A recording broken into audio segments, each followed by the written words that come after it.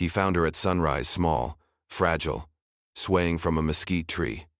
A crude sign dangled from her neck. "White man won't forgive." The rancher's blood ran cold. In a land already torn by hatred, this was no warning, it was a spark, set to ignite the frontier. He cut her down, her breath faint but alive, knowing the moment his knife touched that rope, his own fate was bound to hers. What followed would pit one lonely man against the vengeance of neighbors, the silence of lawmen, and the ghosts of a war that never truly ended. Don't forget to like this video and subscribe to the channel so you never miss a ride into the Old West. The rancher's knife sawed through the coarse hemp with a ragged finality, and when the rope gave way, he caught the girl against his chest. Her body light as a bundle of sticks, trembling with a faint rhythm that told him life still clung to her despite the cruelty that had tried to steal it. He lowered her carefully to the earth, his knees pressing into the dust, and his hands shook as though the weight of that sign around her neck had passed into his own bones, its crude letters burning into him like a curse carved in fire. "White man won't forgive," and he could feel, in those words, the hunger of the mob that had tied her up, a hatred not just for her blood or her kin but for anyone who dared reach across the divides carved by war and pride. And by cutting her down, he knew he had branded himself too, his fate now lashed to hers as tightly as if he still held the knife against the knot. The girl's eyelids fluttered, but did not open, her lips parting just enough to let out the shallowest breath, a sound so faint it made his chest ache, and he pressed the back of his hand to her cheek, finding it cold with the dew of dawn but warming slowly, stubbornly, as though her body had decided that death would not claim her yet. His eyes kept drifting back to the sign, to the rough board with its paint still sticky where the brushstrokes dripped, the letters jagged and angry, and he thought of the men who had written it, neighbors maybe, men who tipped their hats on Sundays or bought nails at the general store, men who smiled with one side of their mouths while plotting vengeance with the other, and he felt a sickness churn in his gut, because this was no message meant only for her. This was a warning cast wide, a threat meant to keep people like him silent, to remind the frontier that forgiveness was weakness, that kindness was treachery, and that blood once spilled must always demand more blood. The rancher swallowed hard, his throat dry, his heart pounding with the knowledge that law would not come to help, not here, not now, because law in these parts was as hollow as an old skull, and even if the sheriff's men stumbled across this girl, they'd sooner bury her than save her, calling it justice served, trouble averted, and turning their eyes to the horizon as if it never happened. The rancher rubbed a hand over his face, dust streaking his skin, and looked down at her fragile body sprawled in the dirt, her dress torn at the hem, bruises purpling at her wrists where the rope had bitten in, and he wondered what madness had driven men to string up someone so small, someone who could not have weighed more than a yearling calf, and the thought filled him with a hot, dangerous rage that threatened to drown his caution. Still, beneath that fury throbbed the heavy truth. By cutting her down, he had already chosen his path, already set himself against the current of hate that churned beneath every handshake and every church hymn in this land, and there would be no turning back now. Her survival was bound to his, and the sign that had swung from her neck now hung invisible from his own, a curse that marked them both for whatever vengeance was sure to follow. The sight of her bruised throat and the cruel scrawl of that sign dragged him backward into memories he had spent years trying to bury, the echoes of war thundering through his mind with a clarity that made his stomach tighten, and he saw again the orange glow of burning homesteads along the border, the screams of neighbors carried on night wind, the clash of rifles and war cries in the dark where friend and foe blurred into shadows. He remembered the first raid he rode in as a young man, green with pride and hot blood, how the air had stunk of gunpowder and singed hair, how he had fired into the night not knowing whose blood his bullets claimed, only that he was told it was justice, told it was survival, told it was necessary. And yet when dawn came, the bodies strewn across the field were not demons or monsters but men with families, and sometimes children left wailing over them, and those faces haunted him long after the smoke cleared. He had fought in skirmishes where cattle were stolen, where barns were razed in retribution, where both sides swore the other had struck first, and in the confusion of loyalty and vengeance he had lost men he called brothers, their blood seeping into the dust as he clenched his rifle tighter, swearing never to forget, never to forgive, yet here he was. Hands trembling as he held the frail weight of a child descended from those he once called enemy, her shallow breaths rasping like a rebuke against the creed he had carried in his heart for so long, and his conscience twisted until it felt like a rope around his chest, pulling tighter with every breath. He thought of Jesse, his closest friend, cut down in a raid along the river, his body dragged from the shallows swollen and broken, and how he had stood with a rifle in hand afterward, swearing vengeance to the sky. But now Jesse's face mingled with this girl's, and the contradiction carved deep into him, for he could not reconcile the promise he had made to the dead with the life he had just preserved, could not untangle the fury of his past from the fragile hope of the present. The land was soaked in cycles of hatred, in oaths traded back and forth like cattle brands, and he had carried those scars long enough to believe them permanent. Yet when he cut her down, when he felt the faint flutter of her heart against his palm, something inside him cracked. Some certainty he had once worn like armor splintering until doubt seeped in. What did it mean, he wondered, that he had spent half his life convinced her kind were the enemy? Yet in this moment he could not see her as anything but a child gasping for life, her small hands twitching in dreams or memories too cruel to name. The silence around them deepened, heavy with judgment, and he realized it was not the town's law or the neighbor's wrath that condemned him most fiercely. It was his own conscience, turning over and over,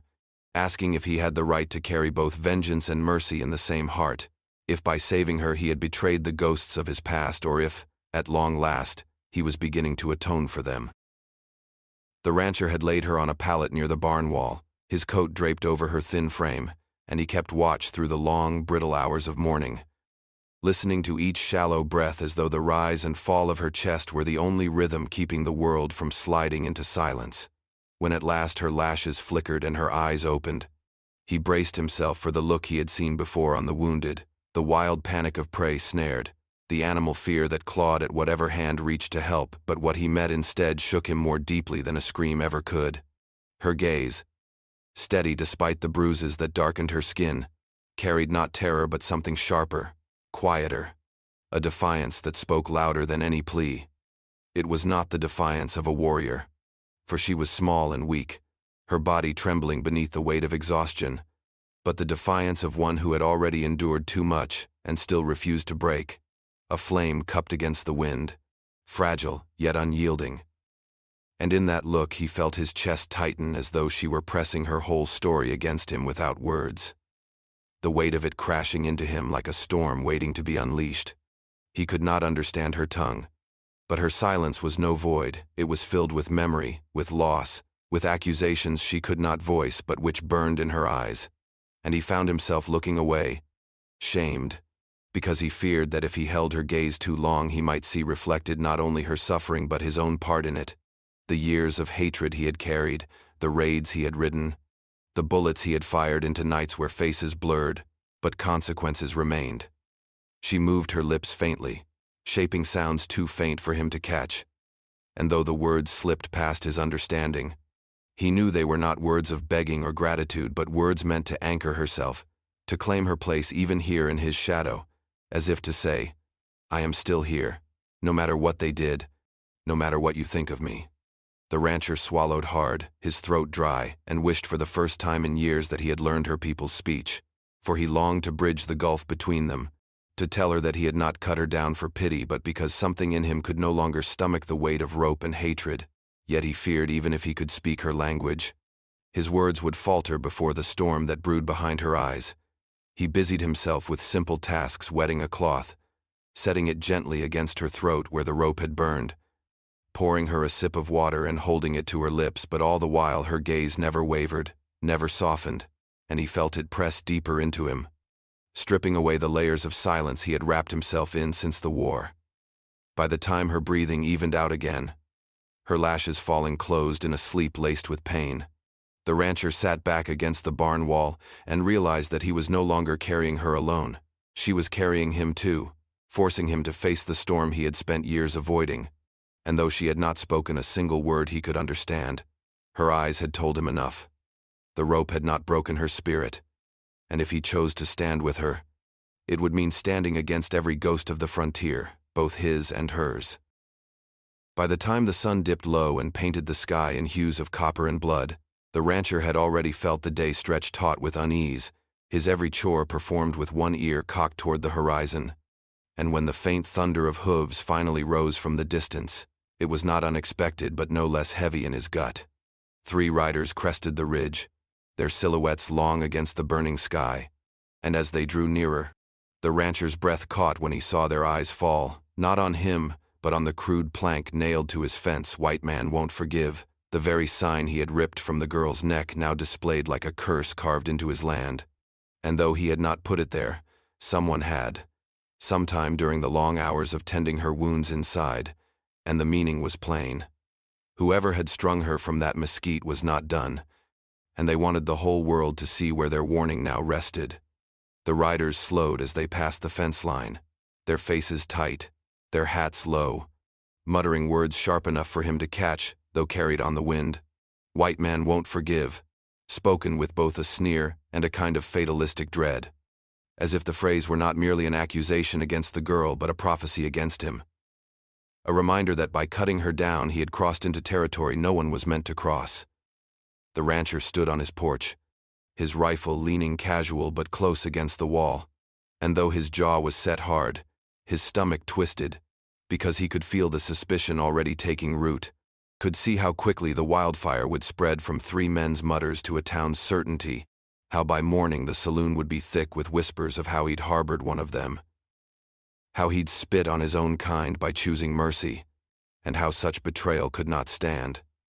The riders cast him long, measuring looks as they pulled their horses away, their shoulders shifting as though they carried words unsaid, and the rancher felt the heat of judgment in their silence more than in their muttering, the certainty that they would carry his name with them into the dark like coals ready to catch. Behind him, in the barn, the girl stirred and let out a low sound that was neither cry nor word but something in between, and he clenched his fists, because he knew her survival was no longer a secret, that even if he hid her beneath floorboards or sent her crawling into the gullies, the brand had already been burned into his land by that nailed sign, and men would come, more than 3, their suspicion clothed in righteousness and their hatred sharpened to blades. He thought of the ledger of his own conscience, the raids, the lost faces, the vows never to forgive, and now realized with a grim twist that he had become the very thing he had once despised, a man tied to the fate of a child his people named enemy, standing on soil ready to ignite with blood. As the riders disappeared into the settling dusk, their voices carrying faintly back to him like an echo of judgment, the rancher laid a hand on the rifle stock and whispered to himself that the storm was no longer coming. It was already here, smoldering at his fence line, ready to consume him, the girl, and anyone who dared to choose mercy in a land that had forgotten what mercy was. The crunch of wagon wheels over gravel came just after noon, heavy and deliberate, and the rancher felt the tension in his shoulders before he even stepped out onto the porch, his hand brushing against the rifle propped against the wall as if it were a habit older than thought. The sheriff rode in at the head of 2 deputies. His chest puffed beneath the tin star that glinted sharp in the sunlight, and when his horse slowed at the fence, the sheriff's gaze swept the yard with a coldness that left no doubt he already knew the truth, already knew the girl was here. And he had not come to inquire so much as to lay down a sentence.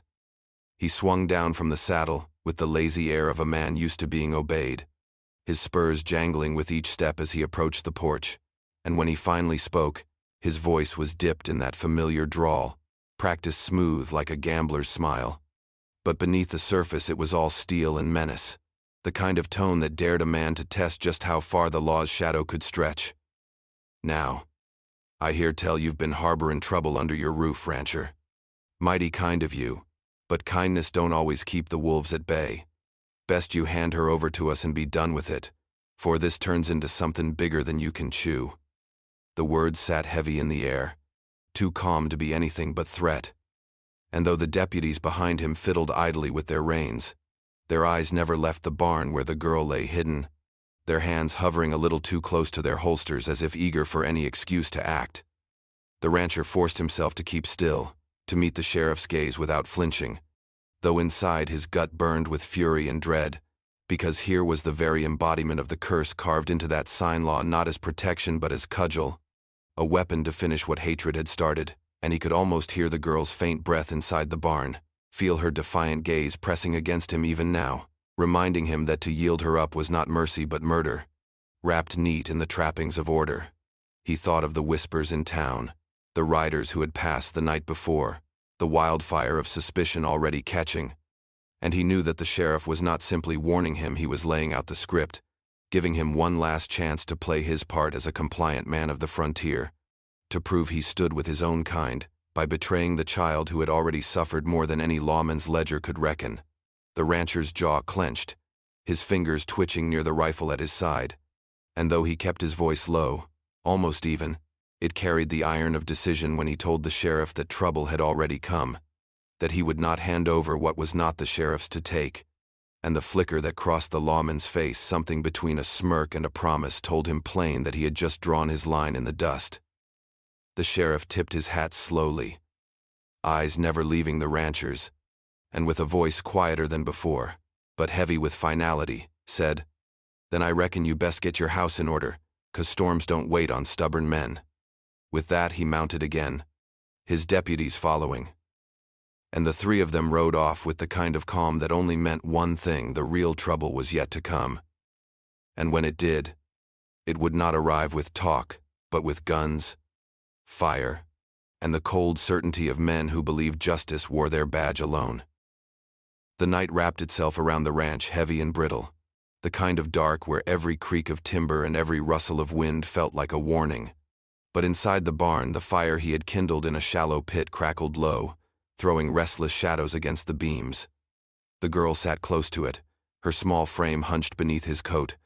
her face pale with weariness yet alive with something sharper, something that pressed against him like unspoken thunder. And as he watched, she reached out with a stick, drawing slow, deliberate shapes in the dirt at her feet at first, only circles and lines, which he thought might be idle fidgeting. But then they began to take form. Triangles for houses, stick figures clustered together, then riders coming down on them in jagged strokes, rifles etched as simple lines of death. His chest tightened as she added stars five-pointed, crude yet unmistakable above the riders' heads, and he felt his stomach turn to stone, because there was no mistaking what she was showing him, no mistaking the language she carved from silence and ash. Her family had not been slaughtered in some nameless raid, not by chance or feud, but delivered into ambush by men who wore badges, men who claimed to carry law. She paused, looking up at him with those fierce, steady eyes that had so shaken him before, and then pointed back to her throat, where the rope's mark still burned dark against her skin, and back again to the star-marked figures in the dirt, her hand trembling as she pressed the stick so hard it snapped in two. The rancher swallowed, his mouth dry, his heart pounding with a fury that mixed with shame, for though she spoke no word of his tongue, her meaning was clear as gunfire. This wasn't just cruelty born of neighbor hate. It was a betrayal sanctioned by the very law itself, by the man who had stood on his porch earlier that day with false concern in his eyes and menace hidden beneath his drawl.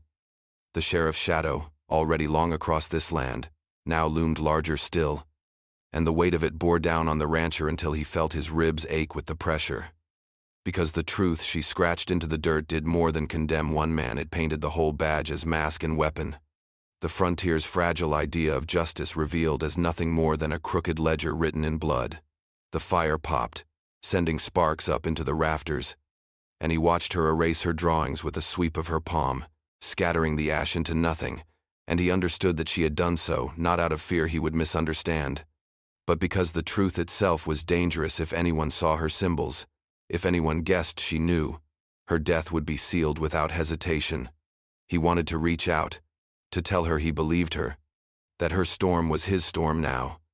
but the words stuck like thorns in his throat, because belief was not enough, not in a land where proof was ash the moment it touched light. Still, as she curled into his coat, her eyes never leaving the fire as if daring it to burn her story into permanence, he knew that what she had shown him was enough to change everything, enough to damn the sheriff beyond rumor, enough to make silence impossible, enough to promise that the noose waiting for him would not come from the mob alone but from the very law he had once been taught to obey. The barn was thick with the musk of hay and cattle, but to the rancher it smelled only of judgment. every creak of the rafters and restless snort from the stalls echoing the turmoil inside him as he paced the dirt floor, his boots dragging ruts into the ground like the endless circles of his thoughts. The girl slept fitfully in the corner, the fire burned low, and yet he could not rest. For his mind was a battlefield louder than any skirmish he had ever fought. If he kept her, if he defied the sheriff outright, then he was not just protecting a child. He was declaring war on every man who wore the badge, on every neighbor who muttered, "White man won't forgive." And he knew what that meant. Flames at his fence line, lead splitting his windows, the slow grinding death of a ranch marked for ruin. But if he gave her up, if he opened the barn door tomorrow and handed her into their waiting hands, then he would not only betray her but stain his own soul. Complicit in murder cloaked in law, and the look in her eyes, that fierce defiance, that storm of unspoken history would haunt him until the grave. A reminder that he had chosen cowardice over conscience. He leaned against the beam, his hands shaking as he pressed them into the wood, remembering the war years when silence had been his survival, when keeping his head down, keeping his rifle quiet, had meant seeing another sunrise. But he also remembered the graves that silence had dug, his brothers among them, and the women and children left screaming into the night while men like him turned away, telling themselves they were too small to change the course of vengeance. Now that old cowardice pressed on him like a ghost, whispering that he could still walk away, still save his skin, his land, maybe even his cattle, if only he buried his conscience deep enough. And yet the ghost of his brother seemed to rise too, the memory of his lifeless eyes after a skirmish gone wrong, and the vow he had once made never again, never to turn his back when the innocent paid the price for men's hatred struck him like a hammer blow. He thought of the sheriff's warning, of the deputy's smirks, of the ledger of betrayal the girl had etched into the dirt, and he knew with a bitter certainty that silence would not truly save him, because silence was complicity, silence was damnation, silence was the noose tightening slowly, while he tried to convince himself he was still free. His throat ached as he stared at the rifle leaning in the corner, the weapon he had sworn to let rust, and he realized that no matter which road he chose, blood would follow, his or theirs, hers or the sheriff's, and there was no path that led back to the quiet life of cattle and dust he had once known. The barn seemed to shrink around him, the air pressing close, until he dropped onto a stool with his face in his hands, whispering to the dark that he was no hero, no savior, just a tired man who had made one choice too many to hide. And yet even as he said it, he knew the truth. By cutting her down from that tree, he had already chosen, and all that remained was whether he would finish what his knife had begun, or let silence damn them both. The pale light of dawn had barely spilled over the horizon when the sound of boots crunching on gravel pulled the rancher from his restless half-sleep, and by the time he stepped out onto the porch, rifle leaning at his side, a knot of townsfolk had already gathered at the fence line, their faces etched with suspicion, fear, and something darker that carried the weight of long-nursed grudges. Some shouted his name with voices sharp as knives, spitting venom as they hurled accusations that he was harboring the enemy, that he was betraying his own blood, that by keeping the girl alive he had tied the noose around every neck in the county, while others stood back in uneasy silence, their eyes slipping away from his whenever he looked too long, shame and cowardice mingling in their averted gazes, as though their silence were shield enough against the truth of their complicity. The girl stood close behind him, her small fingers clenched around the worn fabric of his sleeve with a grip that seemed to steady him more than any weapon could. Her eyes fierce and unblinking, even though she understood none of the words being hurled, and the rancher felt the strength in that silence, the way her presence alone refused to yield even as the crowd swelled with anger. He could see men he had traded cattle with, men who had shaken his hand over deals and shared whiskey at the saloon, now glaring at him as though he had turned into a stranger overnight, and the sting of their betrayal burned hot in his chest. But beneath the fury he felt something colder resolve, heavy and immovable, because he understood now that the line he had drawn was visible not just to the sheriff but to the entire town, and there would be no stepping back from it.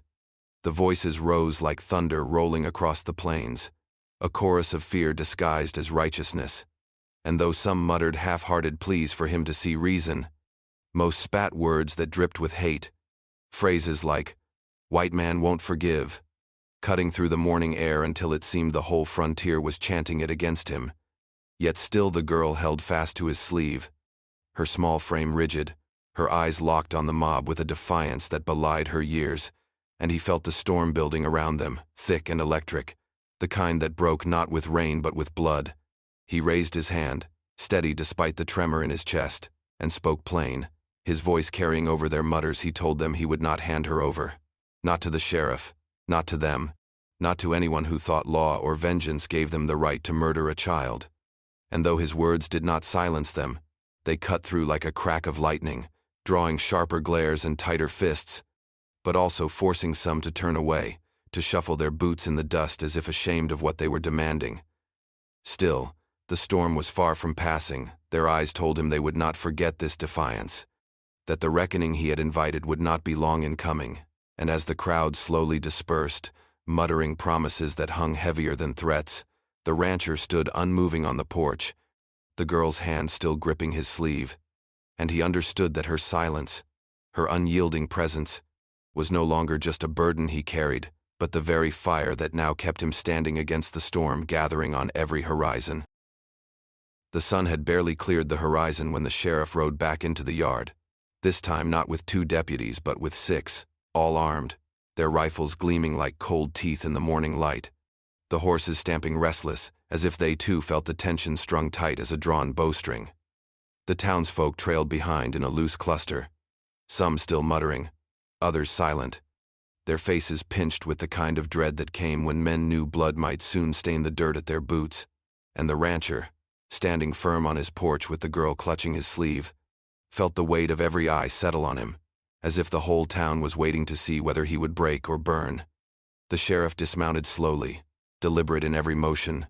the star on his chest catching the light like a brand, and when he stepped forward his voice carried in that drawl too practiced to be anything but poison, calm and steady yet laced with iron, telling the rancher that enough was enough, that mercy had turned to defiance, and that he had one last chance to hand over the girl before the law itself was forced to take what was owed. The rancher's pulse pounded in his ears, but he did not waver, his boots planted in the dust as he stepped forward off the porch, the girl's hand slipping down his sleeve until it found his own, small and fierce,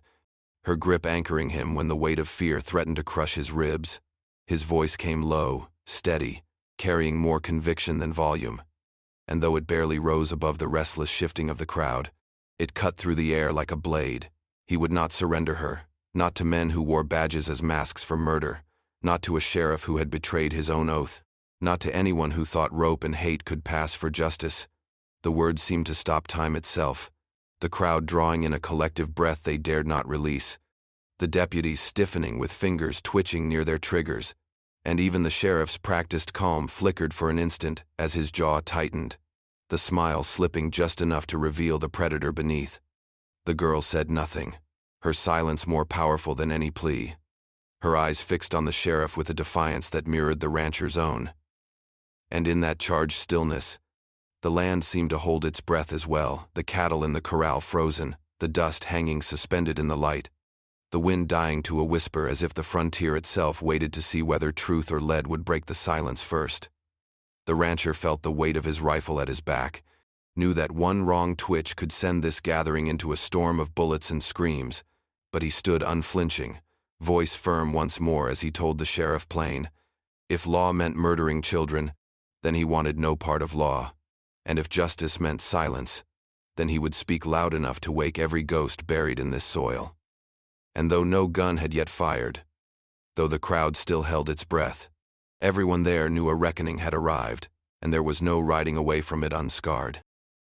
The dawn light spilled gold across the dust, catching on the polished steel of rifles and the restless eyes of men who had gathered to see whether the day would begin with blood, and in that knife-edge silence the rancher felt time itself thin to a thread, every breath trembling against the weight of history that pressed down on this patch of earth. The deputies' fingers hovered at their triggers, their horses snorting clouds into the chill air, while the sheriff stood still as stone, his hand brushing the grip of his revolver with the quiet assurance of a man who believed violence was his birthright. And yet in that brittle moment it was not him. The rancher looked at it was the girl, her eyes fierce and unblinking, fixed on his with a defiance too pure for fear, and in their locked gaze he saw not just the bruised child he had cut from a noose, but the living question of whether the frontier could ever be more than vengeance. whether mercy could survive in a land that had been fed only hatred. His chest tightened, his every instinct screaming to draw the rifle slung across his back, to meet violence with violence, to carve his stand into the dust with gunfire. Yet the storm in her eyes stayed his hand, reminded him that if he chose only blood, he would be no different than the men who nailed curses to his fence and strung her small frame from a mesquite tree. The crowd's silence pressed harder, some faces twisted with venom, eager for him to fall, others pale with shame for what they had allowed, and still others wide with something like hope, as though they too waited to see if this stubborn man could wrest a different truth from the morning. The sheriff's smirk curled as he broke the silence, drawl low and cutting, calling the rancher a fool, promising him one last chance to save his skin by letting go of the rope he'd picked up when he cut hers.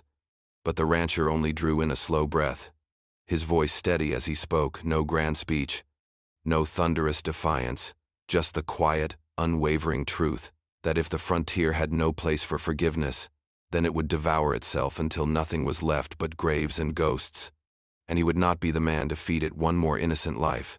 The words hung in the air heavier than gunfire, and for a heartbeat longer no one moved, the deputies twitching like coiled snakes, the sheriff's jaw tight, the girl's fingers clinging to his sleeve with all the weight of a promise. And then the sun broke higher, flooding the street with light so sharp it seemed to cut the breathless moment in two. Whether the next sound would be a trigger snap or a crowd's first cry, the rancher could not know, but as the dawn flared bright against the blood-soaked soil, he understood that this instant, this fragile silence between hate and mercy, would decide not just his fate and the girl's, but whether forgiveness had a place at all in the unforgiving heart of the frontier.